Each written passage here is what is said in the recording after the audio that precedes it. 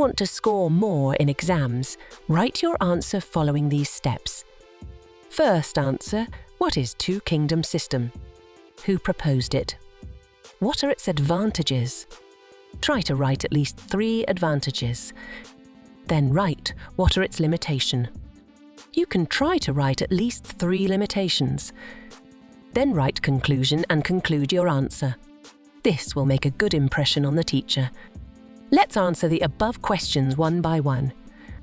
The two-kingdom system is a classification system used in biology to categorize living organisms into 2 broad kingdoms: Plantae plants and Animalia animals.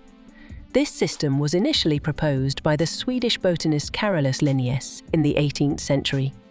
Let's discuss some characteristics of Kingdom Plantae. Multicellular. Plants are composed of multiple cells organized into tissues and organs. Autotrophic. They possess chlorophyll and are capable of photosynthesis, converting sunlight into energy.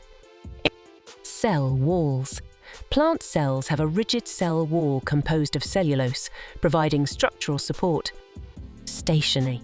Most plants are fixed in one place and do not possess the ability to move freely. Reproduction. Plants reproduce through various methods, including spores, seeds, and asexual reproduction. Now, let's discuss some characteristics of Kingdom Animalia. Multicellular. Animals are composed of multiple cells organized into tissues, organs, and organ systems. Heterotrophic. Animals obtain their energy by consuming organic matter, either as herbivores, carnivores, or omnivores. No cell walls. Animal cells do not have a rigid cell wall, allowing for greater flexibility and movement.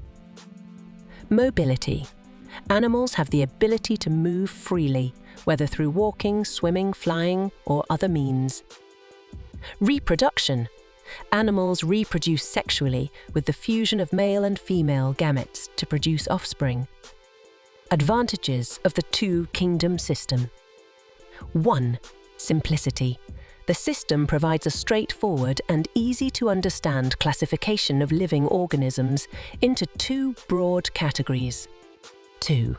Basis for further classification.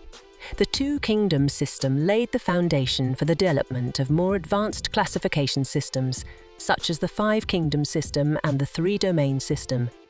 3. Recognizes major differences. It acknowledges the fundamental differences between plants and animals, such as their mode of nutrition and cellular structure. Disadvantages of the two-kingdom system. The system fails to account for the diversity and complexity of other organisms. For instance, it groups both photosynthetic and non-photosynthetic species together. Fungi, which thrive on deceased organic matter, are placed within the category of photosynthetic plants.